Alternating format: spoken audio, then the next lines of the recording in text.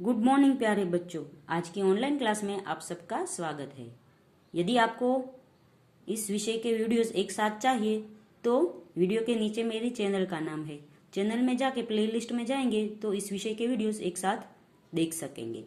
तो बच्चों, पिछले वीडियो में हम सीख रहे थे हिंदी कक्षा 8 द्वितीय सत्र का पाठ नंबर 7 हार की जीत, उसका स्वाध्याय सीख रहे थे। स्वाध्याय में चौथा प्रश्न था, उसके 2 प्रश्न हमने सीखे थे। आज तीसरा प्रश्न है, खड़क सिंह ने सुल्तान को कैसे प्राप्त किया? तो उसका जवाब होगा, एक दिन संध्या का समय बाबा भारती सुल्तान पर सवार होकर घूमने निकले। रास्ते में उन्होंने एक गरीब अपाहिज की करुणा भरी आवाज सुनी। उसने बाबा भारती से घोड़े पर बैठकर रामावाला गांव जाने की प्रार्थना की। बाबा ने तरस खाकर उसे अपने घोड़े पर बिठा लिया और स्वयं लगाम पकड़कर चलने लगे। सहसा उस अपाहिज ने झटका देकर बाबा भारती की हाथ से लगाम छीन ली और वह घोड़े को ले भागा। वहां अपाहिज और कोई नहीं, डाकू खड़क सिंह था। इस प्रकार डाकू खड़क सिंह ने धोखे से बाबा भारती का घोड़ा ले लिया। चौथा प्रश्न है, घोड़े को वापस आया देखकर बाबा भारती ने घोड़े से कैसा बर्ताव किया? तो उसका जवाब होगा, घोड़े को वापस आया देखकर बाबा भारती के खुशी का ठिकाना न रहा। वे उसके गले से लिपटकर रोने लगे। वे बार बार उसकी पीठ पर हाथ फेरने लगे। घोड़े की वापसी पर संतोष प्रकट करते हुए उन्होंने कहा कि अब कोई गरीबों की सहायता से मुंह नहीं मोड़ेगा। इस प्रकार घोड़े को वापस आया देखकर बाबा भारती ने उससे वही बर्ताव किया जो किसी पिता बहुत दिनों से बिछुड़े पुत्र के मिलने पर करता है। आगे का प्रश्न है, टिप्पणी लिखिए, यानी बाबा भारती की महानता पर हमें है वो अपने विचार व्यक्त करने हैं। तो उसका जवाब होगा, बाबा भारती एक सदाचारी व्यक्ति थे। उनका हृदय विशाल था और उनके विचार ऊंचे थे। उनके हृदय में दीन दुखियों के प्रति अपार करुणा थी।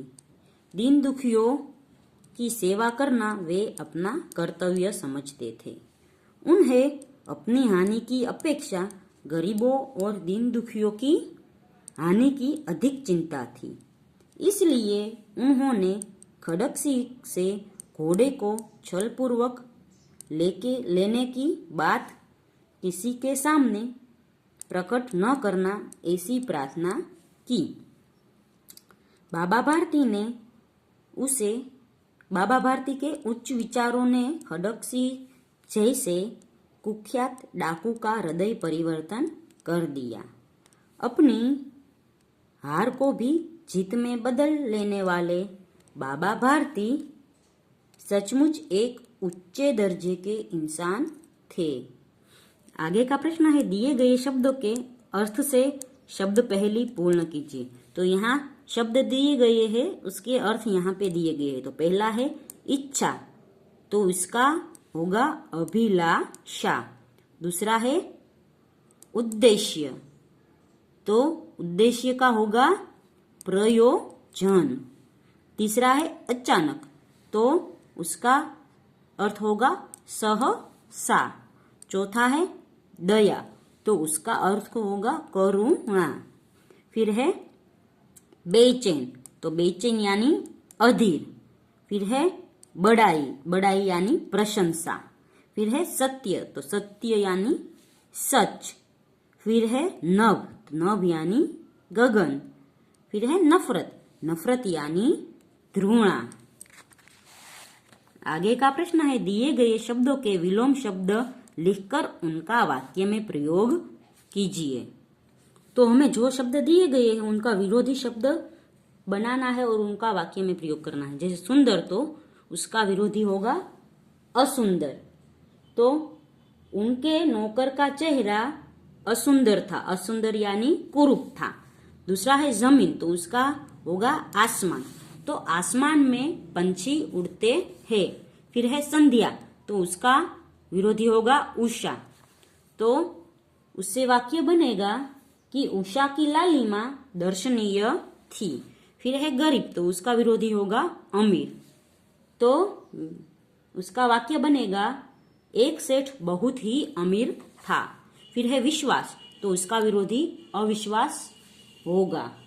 तो सेठ को नौकर पर अविश्वास था। फिर 8 नंबर का है दिए गए शब्दों में उचित उपसर्ग जोड़कर नए शब्द बनाइए।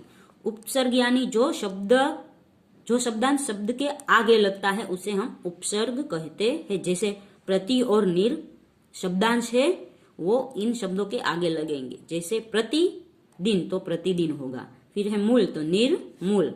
फिर होगा जल, तो निर्जल।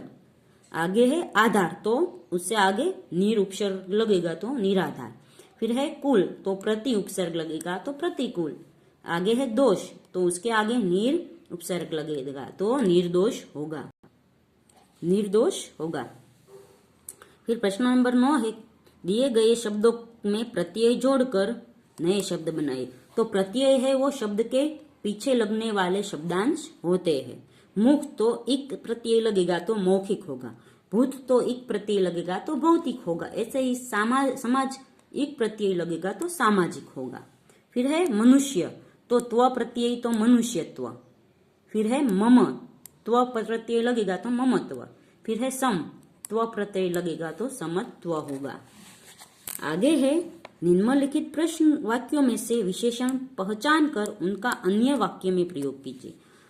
तो इसमें से हमें है वो विशेषण पहचानने हैं। विशेषण वो शब्द होते हैं जो वाक्य की विशेषता दर्शाते हैं। जैसे खड़क सिंह इस इलाके का कुख्यात डाकू था, तो कुख्यात है वो उसका विशेषण हुआ।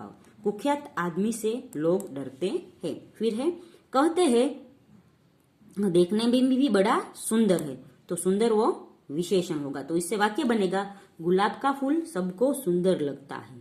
फिर दूसरा है परंतु ऐसा बाका घोड़ा उसकी आंखों के सामने से न गुजरा, तो बाका है वो विशेषण होगा। और उससे वाक्य बनेगा कि ऐसा बाका जवान मैंने कभी नहीं देखा।